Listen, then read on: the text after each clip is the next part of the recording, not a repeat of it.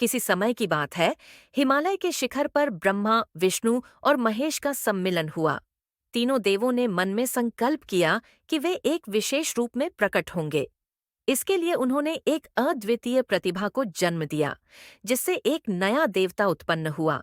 वह देवता थे महादेव, अर्थात भगवान शिव। उनका रूप अद्वितीय था।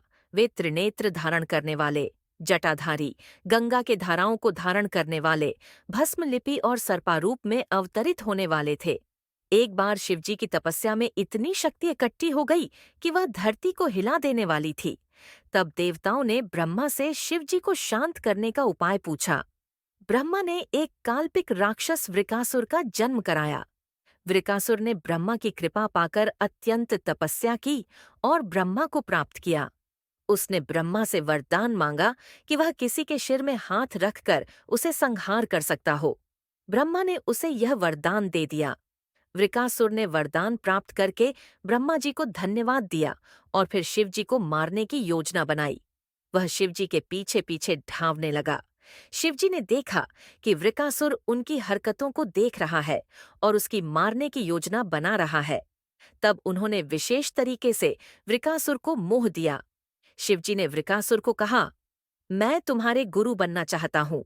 तुम्हें अध्ययन करना होगा और मेरे अनुसार जीना होगा। वृकासुर ने उनकी बातों में आकर शिवजी की शिक्षा स्वीकार ली। शिवजी ने उसे गुरुकुल में ले जाकर उसे विद्या दी। वहां वृकासुर ने शिवजी के उपदेशों को गहराई से समझा और उनकी सेवा में लग गया। एक दिन शिवजी ने उससे कहा, तुम्हें इस विश्व की सभी सुंदरी के साथ विवाह करना होगा। वृकासुर ने शिवजी की बात मान ली और विवाह के लिए तैयार हो गया। शिवजी ने उसे एक स्थान पर बुलाया जहां सूर्योदय और सूर्यास्त के समय उसे मारने का विचार करने के लिए कहा गया था। वृकासुर ने शिवजी के आदेश को मानकर वहां गया, लेकिन उसने शिवजी के उपदेशों को भूल गया और शिवजी को मारने की कोशिश की।